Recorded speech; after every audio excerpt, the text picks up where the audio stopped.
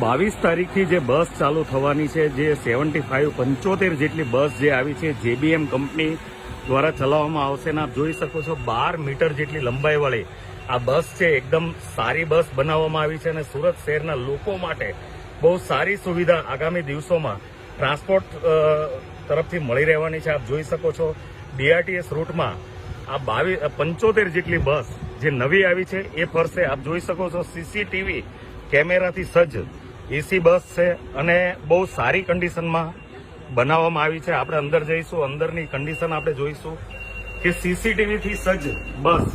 પહેલી વખત એવું લાગે છે કે સુરત મહાનગરપાલિકા દ્વારા સારામાં સારી બસો સુરત શહેરમાં ચાલુ કરવામાં આવી રહી છે. આપ જોઈ શકો છો સીસીટીવી કેમેરા પણ લાગેલા છે અને એકદમ સારી કન્ડિશનમાં બસ આગામી દિવસોમાં શહેરના લોકોને મળશે. 75 જેટલી બસ ચાલુ કરવામાં આવશે.